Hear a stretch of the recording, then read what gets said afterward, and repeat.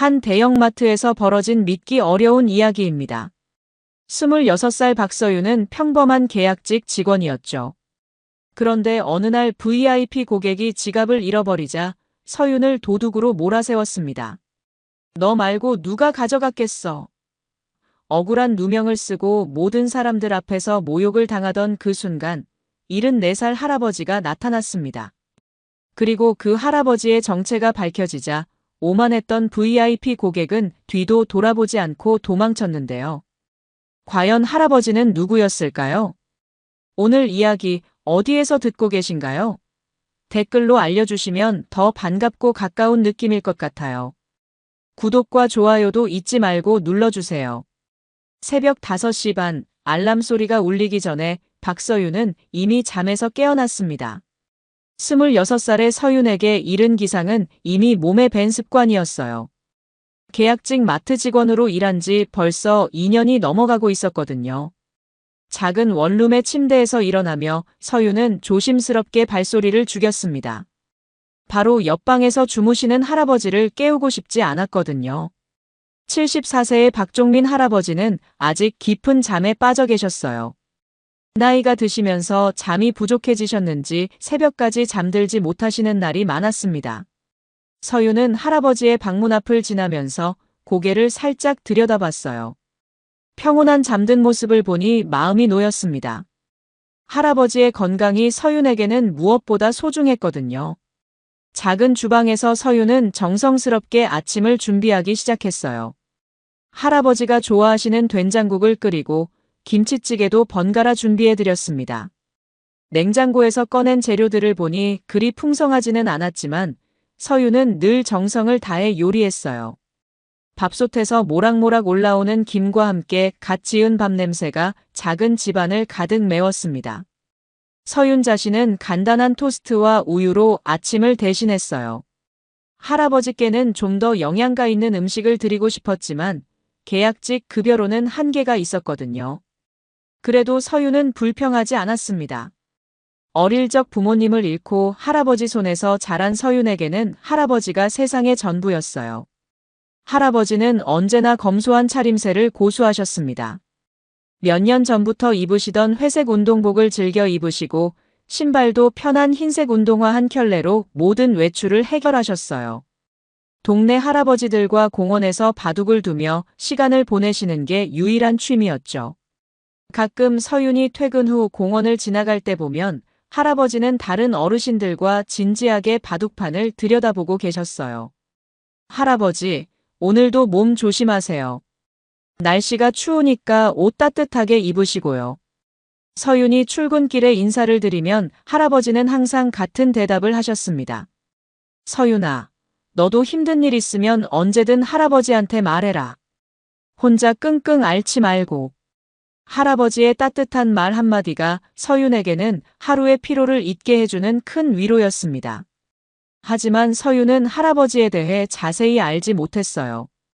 젊은 시절 작은 장사를 하셨다는 정도만 들었을 뿐이었죠. 할아버지는 과거 이야기를 잘 하지 않으셨고 서윤도 굳이 자세히 묻지 않았습니다. 지금 함께 있는 시간이 소중했거든요. 대형마트 하나로마트는 서윤의 직장이자 제2의 집 같은 곳이었어요. 이른 아침부터 늦은 저녁까지 서윤은 이곳에서 대부분의 시간을 보냈습니다. 계산대 업무부터 상품 진열, 청소까지 맡은 일은 무엇이든 최선을 다했어요. 고객들도 서윤의 친절한 서비스와 정확한 계산을 좋아했고 동료들도 서윤의 성실함을 인정하고 있었죠. 하지만 계약직이라는 현실적인 한계는 늘 서윤을 짓눌렀어요. 정직원들과는 분명히 다른 대우를 받았고 언제 계약이 끝날지 모른다는 불안감도 항상 마음 한구석에 자리 잡고 있었습니다. 승진의 기회도 제한적이었고 복리후생도 차이가 났어요. 휴가를 쓰기도 어려웠고 교육 기회도 많지 않았죠. 그래도 서윤은 포기하지 않았습니다. 언젠가는 좋은 기회가 올 거야. 할아버지를 위해서라도 포기할 수 없어. 서윤은 늘 이렇게 자신을 다독이며 힘든 현실을 견뎌냈습니다. 밤늦게 퇴근해서 지친 몸으로 집에 돌아와도 할아버지가 준비해 주신 저녁을 함께 먹으며 하루를 마무리하는 시간은 언제나 따뜻했어요. 그런데 서윤이 전혀 모르는 놀라운 사실이 있었습니다. 할아버지 박종민은 단순히 작은 장사를 했던 평범한 분이 아니었어요. 실제로는 서윤이 일하는 하나로마트를 포함해 전국에 수백 개 매장을 거느린 대형 유통업체 체인의 창업주였던 겁니다. 젊은 시절 작은 구멍가게에서 시작해 오늘날의 거대한 유통제국을 일궈낸 입지전적인 인물이었죠. 할아버지는 일부러 서윤에게 자신의 진짜 정체를 숨기고 있었습니다. 손녀가 자신의 힘이나 재력에 의존하지 않고 스스로의 힘으로 성장하길 바랐기 때문이었어요. 서윤이 독립적이고 당당한 사람으로 자라는 모습을 지켜보는 것이 할아버지에게는 돈으로도 살 수 없는 가장 큰 기쁨이었습니다. 매일 검소한 옷차림으로 동네를 다니시며 평범한 할아버지 역할을 연기하고 계셨던 거예요. 오후 2시, 평소와 다름없이 서윤은 3번 계산대에서 고객들을 응대하고 있었습니다. 점심시간이 지나 비교적 한산한 시간대였어요. 마트 안은 은은한 배경음악이 흘러나오고 에어컨이 시원하게 가동되고 있었죠. 서윤은 정성스럽게 한 명 한 명의 고객을 대하며 계산 업무를 처리하고 있었어요. 바코드를 스캔할 때마다 나는 삐소리와 함께 차근차근 계산을 진행했습니다. 그때 명품 핸드백을 든 화려한 차림의 중년 여성이 카트를 끌고 계산대로 다가왔어요. 48세의 최영미였습니다. 온몸에 명품 브랜드를 걸치고 있었죠. 샤넬 가방에 에르메스 스카프, 그리고 값비싼 보석들로 치장한 모습이었어요. 하나로마트의 VIP 고객 중에서도 특별한 존재였습니다. 최영미는 월 구매 금액이 수백만 원에 달하는 최고 등급의 골드 VIP 고객이었어요. 매주 2~3번씩 마트를 방문해서 대량으로 쇼핑을 하는 단골이었죠. 수입식품부터 고급 생활용품까지 가격을 따지지 않고 구매하는 것으로 유명했습니다. 마트 직원들은 모두 최영미의 까다로운 성격을 알고 있었어요. 조금이라도 마음에 들지 않으면 큰 소리를 내고 직원들을 함부로 대하는 것으로 소문이 나 있었거든요. 이것들 빨리 계산해 주세요. 오늘 급한 약속이 있어서 시간이 없어요. 최영미는 카트 가득 담긴 물건들을 가리키며 다소 무뚝뚝하게 말했습니다. 말투에서부터 이미 불친절함이 묻어나왔어요. 네, 고객님. 바로 해드리겠습니다. 서윤은 밝은 미소로 대답하며 하나씩 정성스럽게 바코드를 스캔하기 시작했어요. 신선한 과일부터 수입 치즈, 고급 와인, 생활용품까지 다양한 물건들이 카트를 가득 메우고 있었습니다. 서윤은 항상 그랬듯이 세심하게 물건들을 다뤘어요. 깨지기 쉬운 와인병들은 따로 포장지로 감싸고 냉동식품들은 보냉팩과 함께 넣었습니다. 과일들도 상하지 않게 조심스럽게 봉지에 담았죠. 고객의 물건을 소중히 다루는 것이 서윤의 원칙이었어요. 최영미는 계산하는 동안 계속 시계를 보며 조급해했습니다. 때로는 한숨을 쉬기도 하고 발을 동동거리기도 했어요. 서윤은 최대한 빠르게 하려고 노력했지만 정확성을 놓칠 수는 없었습니다. 계산이 거의 끝나갈 무렵이었어요. 총 구매 금액이 119만 8천 원 정도 나왔습니다. 서윤은 영수증을 출력하며 정중하게 말했어요. 고객님, 총 119만 8천 원입니다. 어떻게 결제해 드릴까요? 카드로 하시겠어요? 그때 최영미가 명품 핸드백을 뒤지기 시작했습니다. 처음에는 여유로운 표정이었어요. 평소처럼 카드를 꺼내려고 했거든요. 하지만 시간이 지나면서 점점 얼굴이 굳어지기 시작했습니다. 핸드백 안을 이곳저곳 뒤지더니 표정이 점점 어두워졌어요. 어디 갔지? 최영미는 중얼거리며 핸드백을 더 자세히 뒤졌습니다. 화장품, 휴대폰, 열쇠 등은 있었지만 정작 지갑이 보이지 않았어요. 갑자기 최영미의 얼굴이 새하얘지더니 큰 소리를 지르기 시작했습니다. 야, 내 지갑 어디 갔어? 순간 주변이 조용해졌어요. 다른 계산대의 고객들까지 일제히 이쪽을 돌아봤습니다. 서윤은 깜짝 놀라며 당황했어요. 갑작스러운 상황에 어떻게 대응해야 할지 몰랐거든요. 고객님, 무슨 일이시죠? 혹시 도와드릴 일이 있나요? 서윤이 조심스럽게 물었지만 최영미의 흥분은 가라앉지 않았습니다. 지갑이 없어졌다고. 분명히 가지고 왔는데. 계산할 때까지 있었는데 갑자기 사라졌어. 최영미의 목소리는 점점 커져서 마트 전체에 울려 퍼졌습니다. 다른 고객들이 하나둘 이쪽으로 시선을 돌리기 시작했어요. 어떤 사람들은 쇼핑을 멈추고 상황을 지켜보기도 했습니다. 서윤은 정말 당황스러웠어요. 지갑을 본 기억도 없었고 만진 적도 없었거든요. 계산하는 동안 최영미가 지갑을 꺼낸 적도 없었어요. 카드나 현금 결제를 하려고 핸드백을 열었다가 지갑이 없다는 걸 발견한 거였죠. 고객님, 혹시 차에 두고 오신 건 아니시죠? 아니면 집에서 깜빡하고 안 가져오신 건 아닌가요? 서윤이 조심스럽게 제안했지만 최영미는 들으려 하지 않았습니다. 말도 안 돼. 분명히 가지고 왔어. 여기 오기 전에 카페에서도 썼다고. 여기서 핸드백을 열어서 카드를 찾으려고 했는데 지갑이 없더라고. 최영미는 서윤을 의심스럽게 바라보기 시작했어요. 그 시선에서 서윤은 섬뜩한 기분을 느꼈습니다. 마치 자신을 범인으로 보고 있다는 느낌이었거든요. 너 말고 누가 가져갔겠어? 계산대 바로 앞에서 지갑이 사라졌는데. 최영미의 목소리가 더욱 커지자 서윤의 얼굴이 순식간에 창백해졌어요. 자신을 도둑으로 의심하고 있다는 걸 정확히 깨달았기 때문이었죠. 주변 고객들의 시선이 모두 서윤에게 쏠렸고 어떤 사람들은 수군거리기 시작했습니다. 저 직원이 뭔가 했나? 진짜 그럴까? 요즘 젊은 애들이. 이런 속삭임들이 서윤의 귀에 들려왔어요. 서윤은 얼굴이 빨갛게 달아오르는 걸 느꼈습니다. 억울함과 당황스러움, 그리고 수치심이 한꺼번에 밀려왔죠. 고객님, 저는 정말 모릅니다. 지갑을 본 적도 만진 적도 없어요. 서윤은 떨리는 목소리로 답했지만 최영미는 믿으려 하지 않았어요. 거짓말하지 마. 계산대 앞에서 분명히 지갑을 꺼내려고 했는데 갑자기 없어졌다고. 소란이 더 커지자 김대리가 급하게 달려왔습니다. 35세의 김대리는 이 매장의 점장으로 무엇보다 매출과 고객 만족도를 중요하게 생각하는 현실적인 성격이었어요. 특히 VIP 고객의 불만은 곧 자신의 평가와 직결되는 중요한 문제였거든요. 김대리의 얼굴에는 이미 긴장감과 걱정이 역력했어요.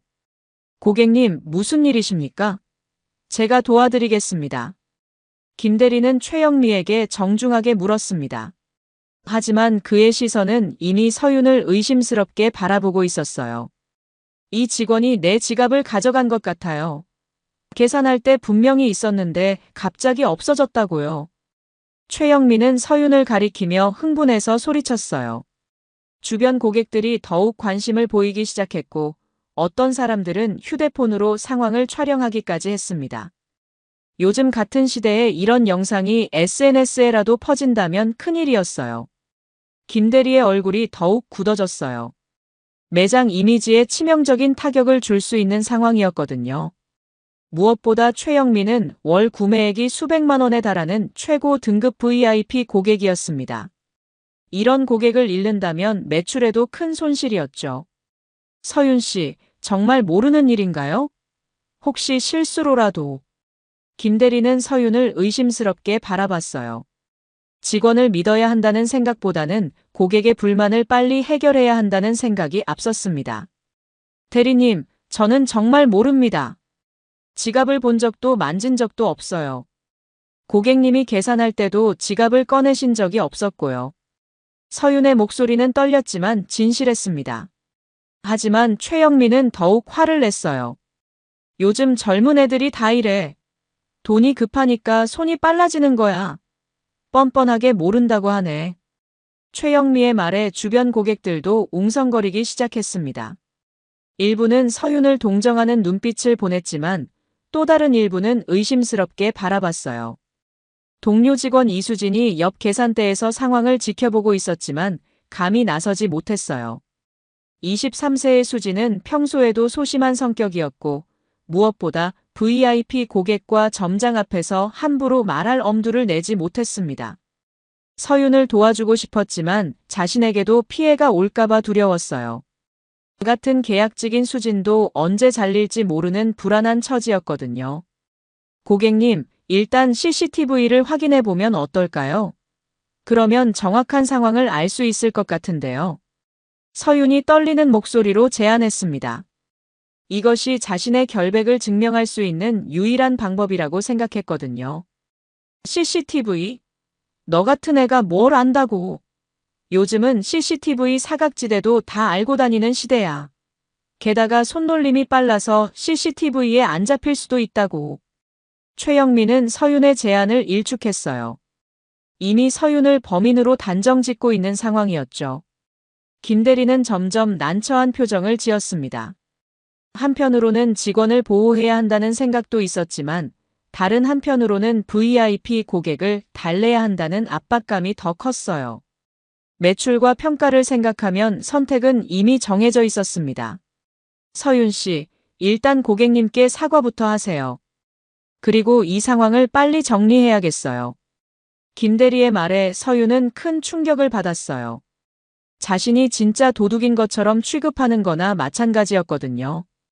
대리님, 저는 정말 아무것도 하지 않았는데요. 왜 제가 사과를 해야 하죠? 서윤의 눈에서 눈물이 글썽거렸습니다. 억울함과 분노, 그리고 절망감이 한꺼번에 밀려왔어요. 자신을 믿어주지 않는 상사에게 배신감까지 느껴졌습니다. 사과가 뭐가 어려워? 고객님이 기분 나빠하셨으니까 일단 사과부터 하라고. 나중에 진실이 밝혀지면 그때 다시 이야기하자고. 김 대리의 목소리도 점점 커졌어요. 주변에 사람들이 계속 몰려들고 있어서 빨리 상황을 정리하고 싶었거든요. 최영민은 김 대리의 반응에 더욱 기세가 올랐습니다. 자신의 편에서 직원을 압박하고 있다고 생각했으니까요. 이제 완전히 우위에 서 있다고 느꼈어요. 그래, 맞아요. 이런 도둑 같은 애를 왜 고용해놨어요? 당장 해고시키세요. 우리 같은 VIP 고객이 이런 취급을 받아야 하나요? 최영미의 요구에 김 대리는 더욱 당황했어요. 해고까지는 자신의 권한을 벗어나는 일이었지만 VIP 고객의 강한 요구를 무시할 수도 없는 상황이었죠. 최영미는 이제 다른 고객들을 향해 목소리를 높였습니다. 마치 자신이 피해자라는 점을 어필하려는 듯 했어요. 주변 사람들의 동조를 얻어 더욱 유리한 상황을 만들려고 했죠. 여러분, 보세요. 요즘 젊은 애들이 이래요. 도덕성이 완전히 바닥이야. 부모가 어떻게 키웠길래 남의 물건을 훔치는 짓을 해. 최영미의 말에 서윤의 얼굴이 더욱 빨갛게 달아올랐어요. 돌아가신 부모님 이야기가 나오자 가슴이 찢어질 것 같았습니다. 어릴 적 부모님을 잃고 할아버지 손에서 자란 서윤에게는 더욱 가혹하고 아픈 말이었거든요. 고객님, 그런 말씀은 너무 하시는 것 같은데요. 서윤이 떨리는 목소리로 항의하려 했지만 최영민은 더욱 흥분했어요. 뭐? 내가 뭔데 나한테 대들어. 내가 이 마트에서 한 달에 얼마나 쓰는지 알아. VIP 중에서도 최고 등급이라고. 골드 VIP야. 최영민은 자신의 골드 VIP 카드를 꺼내 서윤 앞에서 흔들어댔습니다. 마치 돈이면 뭐든 할 수 있다는 듯한 오만한 태도였어요. 주변 고객들의 시선이 더욱 차갑게 느껴졌습니다. 어떤 사람들은 동정하는 눈빛을 보내기도 했지만 대부분은 서윤을 의심스럽게 바라보거나 구경거리로 여기는 것 같았어요. 서윤은 온몸에서 땀이 흘러내리는 걸 느꼈습니다. 손바닥도 축축해졌고 심장이 빨리 뛰었어요. 김 대리는 완전히 최영미 편을 들기로 마음먹은 듯 했어요. 매출과 평가에 영향을 줄 수 있는 VIP 고객을 잃을 수는 없었거든요. 회사에서도 VIP 고객 관리를 가장 중요하게 생각했으니까요. 서윤 씨, 더 이상 고객님을 불쾌하게 하지 마세요. 빨리 사과하고 이 상황을 정리해요. 나중에 CCTV 확인하고 진실이 밝혀지면 그때 다시 이야기하자고요. 김 대리의 말에 서윤은 더욱 절망했습니다.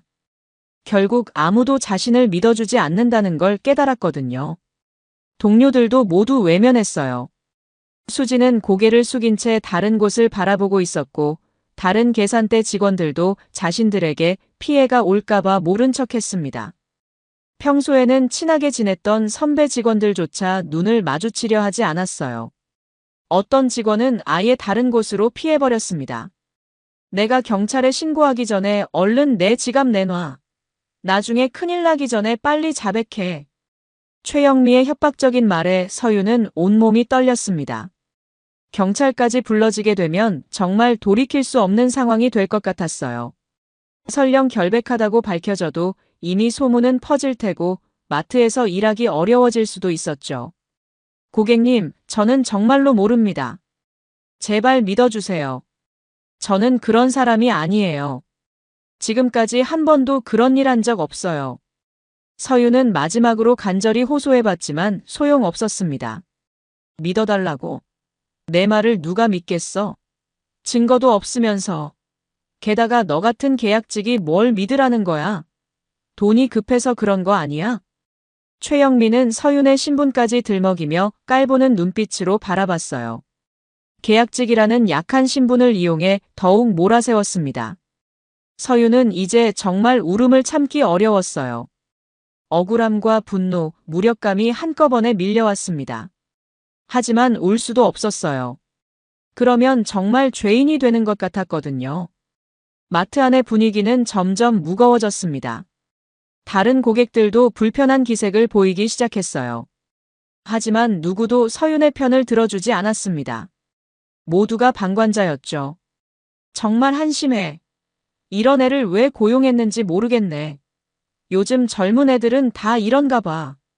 최영미의 모욕은 계속되었고 서윤은 그저 고개를 숙인 채 견딜 수밖에 없었어요. 서윤이 억울함에 눈물을 글썽이며 고개를 숙이고 서 있을 때였습니다. 마트 입구 쪽에서 차분하지만 위험 있는 목소리가 들려왔어요. 무슨 일이냐? 74세의 박종민 할아버지가 나타났습니다.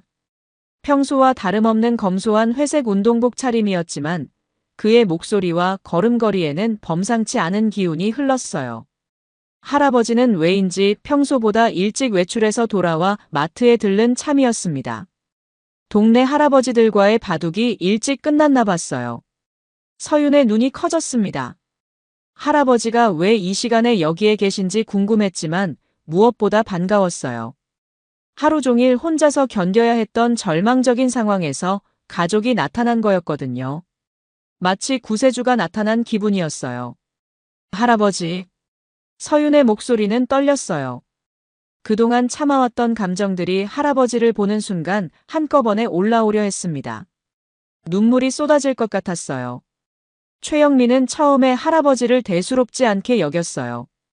검소한 옷차림을 보고 그냥 평범한 동네 할아버지라고 생각했거든요. 별로 도움이 될 것 같지도 않았고 오히려 상황을 더 복잡하게 만들 것 같았어요. 웬 늙은이가 끼어들어. 이건 우리끼리 해결할 문제야. 상관없는 사람은 비켜. 최영민은 할아버지를 위아래로 훑어보며 무시하는 듯한 태도를 보였어요. 마치 할아버지를 하찮은 존재로 여기는 것 같았습니다. 하지만 할아버지는 전혀 위축되지 않았어요. 오히려 더욱 당당한 자세로 최영미를 바라보며 침착하게 물었습니다. 그 눈빛에는 오랜 세월 사업을 해온 사람만이 가질 수 있는 특유의 날카로움이 있었어요. 제 손녀에게 무슨 일이 있었는지 자세히 설명해 주시겠습니까? 할아버지의 말투는 정중했지만 단호했습니다. 그 목소리에는 누구도 무시할 수 없는 카리스마가 담겨 있었어요. 손녀? 그럼 이 도둑놈의 할아버지네. 좋아. 그럼 당신이 책임져. 당신 손녀가 내 명품 지갑을 훔쳤다고. 최영민은 할아버지에게도 같은 식으로 소리를 질렀습니다. 하지만 할아버지의 표정은 조금도 변하지 않았어요.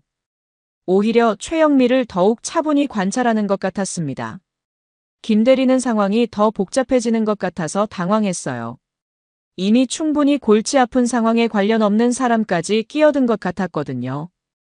빨리 정리하고 싶었는데 더 꼬이는 것 같았어요. 어르신, 죄송합니다. 저희가 잘 해결해 보겠습니다. 너무 걱정하지 마세요. 김대리가 할아버지에게 말했지만 할아버지는 단호하게 고개를 저었어요. 아닙니다. 제 손녀가 억울한 일을 당하고 있다면 제가 직접 나서야 합니다. 할아버지의 목소리에는 확고한 의지가 담겨 있었어요. 그 순간 주변 분위기가 미묘하게 변하기 시작했습니다. 사람들이 할아버지의 기세에 주목하기 시작했어요. 최영민은 할아버지의 기세에 살짝 위축되는 듯 했지만 여전히 강하게 나왔어요. 자신이 VIP 고객이라는 우위를 놓치고 싶지 않았거든요. 뭐 어쩔 건데? 당신이 내 지갑값 배상해 줄 거야? 아니면 손녀 대신 사과할 거야? 그 지갑 50만 원짜리야. 최영미의 말에 할아버지는 잠시 미소를 지었습니다. 그 미소에는 뭔가 의미심장한 느낌이 있었어요. 그리고 김대리를 바라보며 차분하게 말했어요. 그럼 일단 이 문제를 제대로 해결해보죠. 김 점장님, 박 과장님을 불러주시겠습니까? 이 말에 김대리의 표정이 놀라움으로 변했어요.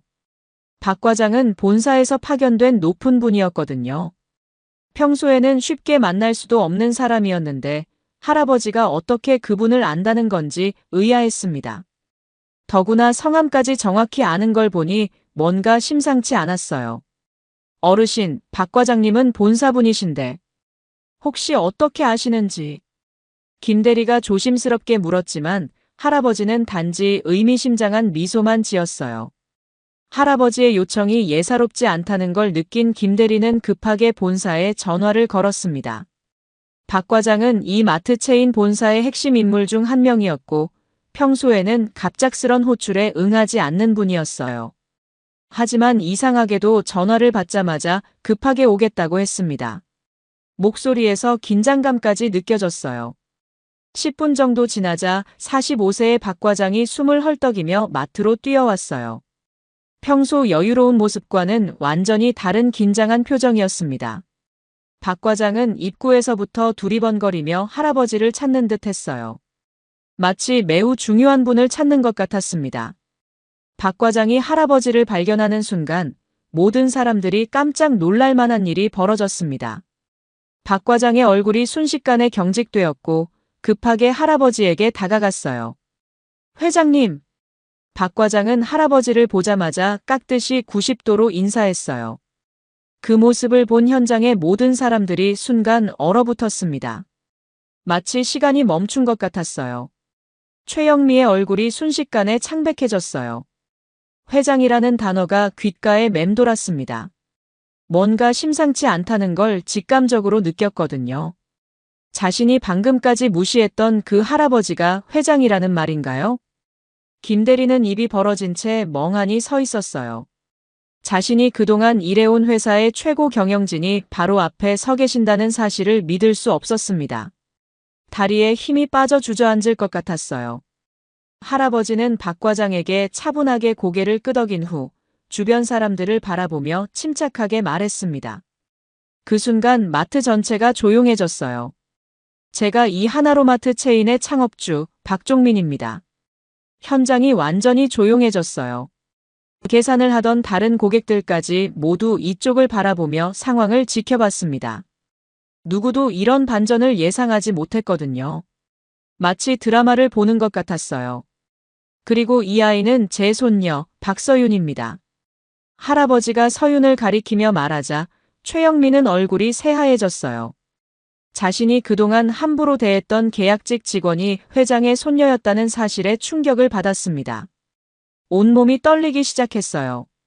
서윤도 깜짝 놀란 건 마찬가지였어요. 할아버지의 진짜 정체를 처음 알게 된 거였거든요. 그동안 함께 살면서도 전혀 몰랐던 사실이었어요.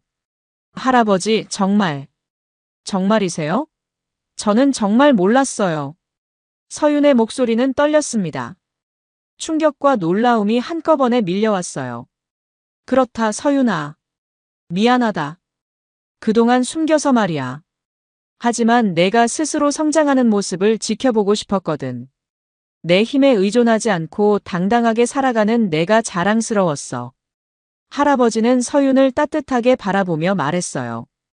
박 과장이 긴장한 표정으로 상황을 파악하려 했습니다. 회장님께서 왜 이곳에 계시고 무슨 일이 있었는지 빨리 알아야 했어요. 회장님, 무슨 일이 있으셨는지 말씀해 주시면. 제 손녀가 억울한 일을 당했습니다. 도둑으로 몰렸다고 하더군요. 할아버지의 말에 박 과장의 표정이 굳어졌어요. 회장의 손녀가 자신들 매장에서 이런 일을 당했다는 사실에 큰 충격을 받았습니다. 최영민은 이제 말도 제대로 못했어요. 손이 덜덜 떨리며 중얼거렸습니다. 죄송합니다. 정말 몰랐습니다. 제가 잘못했습니다. 최영미의 목소리는 떨렸어요. 평소 당당했던 모습은 온데간데 없었습니다. 회장의 손녀에게 그런 짓을 했다는 사실에 공포를 느꼈어요. 하지만 할아버지는 엄숙한 표정으로 말했습니다. 모르셨다고 해서 잘못이 사라지는 건 아닙니다. 돈이 많다고 VIP라고 해서 다른 사람을 함부로 대해도 되는 건 아니거든요. 특히 성실하게 일하는 사람을 무시해서는 더욱 안 되죠. 김대리도 식은땀을 흘리며 서윤에게 급하게 사과했습니다. 서윤 씨. 아니, 서윤님, 정말 죄송합니다. 제가 정말 잘못했습니다. 직원을 보호하지 못해서. 김대리의 호칭까지 바뀌는 걸 보며 서윤은 복잡한 기분을 느꼈어요. 동료 직원들도 하나둘 놀란 표정으로 다가와서 고개를 숙였어요. 그동안 외면했던 것에 대한 미안함과 회장의 손녀라는 사실에 대한 충격이 섞여 있었죠. 할아버지는 박 과장에게 단호하게 말했습니다. 이 문제의 진실을 명확히 밝혀야겠습니다. CCTV를 확인해 주세요. 모든 과정을 정확히 파악해야 해요. 박 과장이 급하게 보안실에 연락했어요. 몇 분 후 보안 담당자가 태블릿을 들고 나와서 해당 시간대의 CCTV 영상을 확인하기 시작했습니다. 영상을 자세히 살펴보던 보안 담당자가 발견한 것을 설명했어요. 고객님께서 계산 전에 푸드코트에서 30분 정도 휴식을 취하셨습니다. 그때 의자에서 일어나시면서 지갑이 의자와 테이블 사이로 떨어진 것 같습니다. 지갑이 의자 밑 깊숙한 곳에 끼어 있는 게 보입니다. 보안 담당자의 말에 모든 사람들이 푸드코트 쪽으로 향했어요.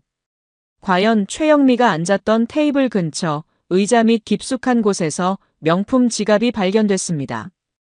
지갑 안에는 신용카드들과 현금 30만 원 정도가 그대로 들어 있었어요. 아무것도 빠진 게 없었죠. 최영미는 지갑을 주워들며 완전히 당황한 상태였습니다. 아, 이런. 여기 있었네요. 정말. 어떻게 이런 일이. 최영미는 중얼거리며 고개를 숙였어요. 하지만 할아버지는 쉽게 넘어가지 않았습니다. 지갑을 찾으신 건 다행입니다. 하지만 제 손녀에게 하신 말들과 행동은 어떻게 하실 겁니까? 부모님을 모독하신 말씀들, 젊은 세대를 매도하신 발언들, 그리고 계약직이라고 무시하신 태도는 어떻게 하실 건가요? 할아버지의 질문에 최영미는 말문이 막혔어요. 그동안 서윤에게 했던 모욕적인 말들과 도둑으로 몰았던 일들이 머릿속에 스쳐 지나갔습니다. 특히 부모님에 대한 언급이나 젊은 세대를 비하했던 말들, 그리고 계약직이라는 신분을 무시했던 언사들이 생각나자 얼굴이 더욱 빨갛게 달아올랐어요. 진심으로 사과드립니다. 제가 정말 잘못했습니다. 서윤 씨께 용서를 구하고 싶습니다. 최영미는 서윤 앞에서 깊게 고개를 숙였어요. 평소 자신이 보여왔던 오만한 모습과는 완전히 다른 모습이었습니다.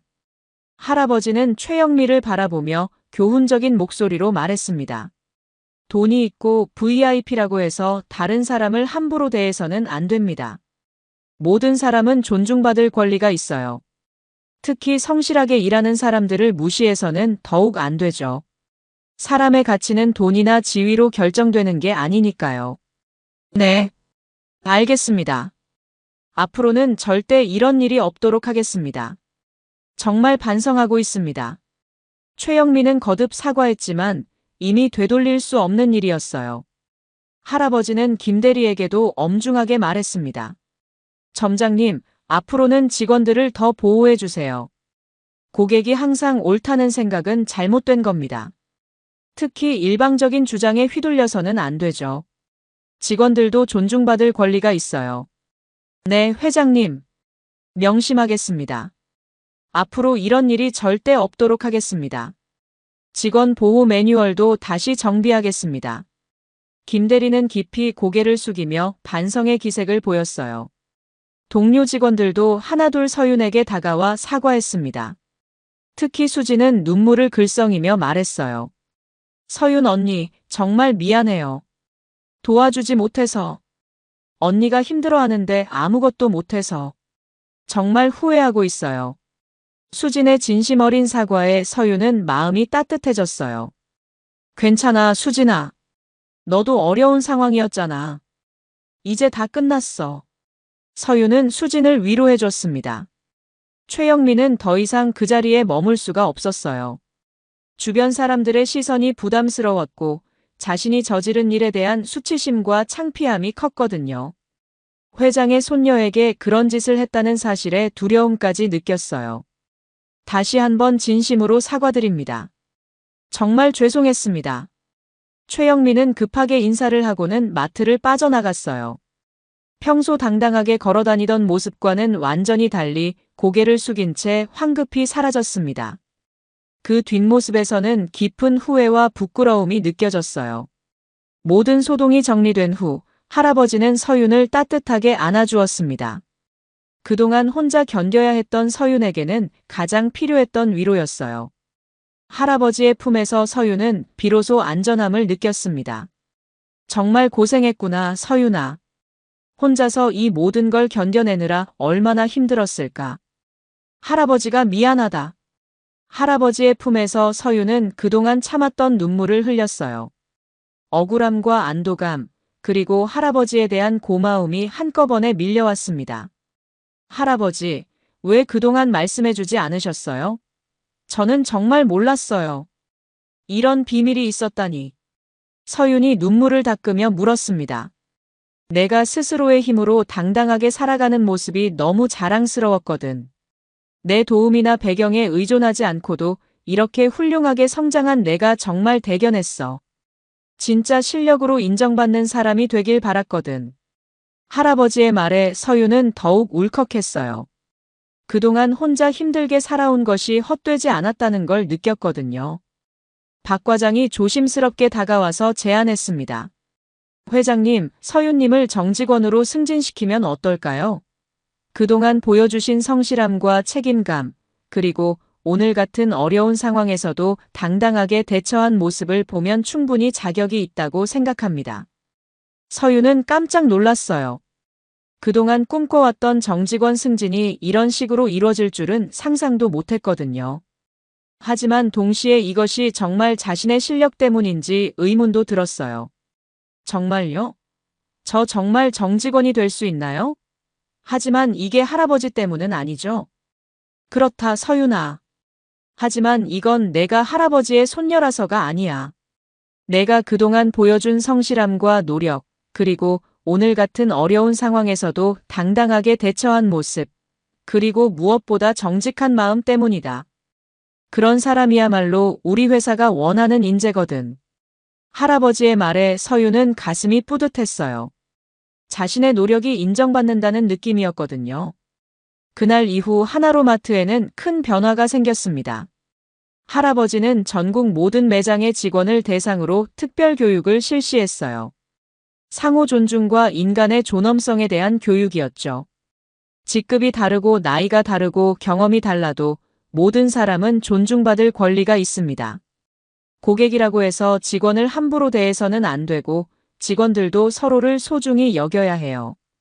우리는 함께 일하는 동료이자 가족입니다. 할아버지의 말씀은 모든 직원들의 마음에 깊이 새겨졌습니다. 또한 직원 보호 정책이 새롭게 도입됐어요. 고객의 일방적인 주장에 휘둘리지 않고 정확한 사실 확인 후에 대응하도록 하는 매뉴얼이 만들어졌습니다. 직원들의 인권을 보호하고 억울한 일을 당하지 않도록 하는 시스템이 구축된 거죠. 서윤은 정직원이 된 후 더욱 열심히 일했어요. 이제는 당당하게 고객들을 응대할 수 있게 됐고 후배 직원들에게도 멘토 역할을 하게 됐죠. 특히 어려운 상황에 처한 동료들을 먼저 챙기는 따뜻한 선배가 됐습니다. 새로 들어온 계약직 직원들을 보면 과거의 자신이 생각났어요. 서유는 그들에게 용기를 주고 힘든 일이 있으면 언제든 도와주겠다고 말했습니다. 자신이 받았던 상처를 다른 사람은 받지 않게 하고 싶었거든요. 할아버지는 여전히 검소한 생활을 유지했어요. 하지만 이제 서유는 할아버지를 더욱 존경하게 됐습니다. 돈이나 권력이 아니라 사람에 대한 배려와 존중이 진짜 중요하다는 것을 몸소 보여주셨거든요. 몇 달 후 서유는 완전히 달라진 사람이 됐어요. 자신감도 생겼고 다른 사람들을 도와주는 일에 보람을 느끼게 됐습니다. 무엇보다 자신의 가치를 스스로 인정하게 됐죠. 할아버지, 그동안 저 혼자 힘들어했는데 이제야 알 것 같아요.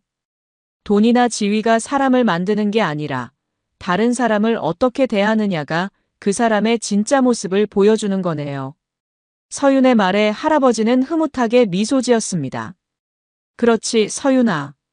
진정한 성공은 많은 것을 갖는 게 아니라 많은 사람에게 도움이 되는 사람이 되는 거야. 내가 그런 사람으로 자라고 있어서 정말 자랑스럽다. 이제 서윤은 새로운 꿈을 갖게 됐어요. 언젠가 할아버지처럼 많은 사람들에게 희망을 줄 수 있는 사람이 되는 것이었죠. 그리고 어려운 상황에 있는 사람들을 도와주는 일을 하고 싶다는 생각도 하게 됐습니다. 1년 후 서윤은 매장 부팀장으로 승진했어요. 이번에는 정말 자신의 실력으로 이룬 성과였습니다. 직원들을 이끄는 리더가 된 서윤은 모든 직원이 존중받는 일터를 만들기 위해 노력했어요. 최영민은 그 후로 다시는 그 마트에 나타나지 않았습니다. 하지만 몇 개월 후 서윤에게 편지 한 통이 배달됐어요. 진심 어린 사과와 함께 자신도 많은 반성을 하고 있다는 내용이었습니다. 사람은 변할 수 있다는 희망을 보여준 편지였죠. 할아버지와 서윤은 여전히 그 작은 원룸에서 함께 살았어요. 이제는 더 넓은 집으로 이사할 수 있었지만 두 사람에게는 함께 있는 시간이 더 소중했거든요. 매일 저녁 함께 식사하며 하루를 나누는 시간이 가장 행복한 순간이었어요. 진정한 부와 힘은 다른 사람을 위해 쓸 때 빛이 나는 거구나. 서윤은 할아버지를 통해 인생의 가장 소중한 교훈을 배웠습니다. 그리고 그 교훈을 다른 사람들에게도 전해주는 사람이 되고 싶다는 꿈을 키워나갔어요. 한 사람의 이야기가 누군가의 위로가 되길 바라며 오늘의 이야기를 마칩니다. 어려운 상황에서도 포기하지 않고 성실하게 살아가는 모든 분들에게 반드시 좋은 일이 찾아올 거예요. 그리고 진정한 성공은 혼자가 아닌 함께 만들어가는 것임을 기억해 주세요. 사람을 판단할 때는 겉모습이나 지위가 아닌 그 사람의 마음을 보시기 바랍니다. 구독과 좋아요는 저희에게 큰 힘이 됩니다. 건강하고 행복한 하루 되세요.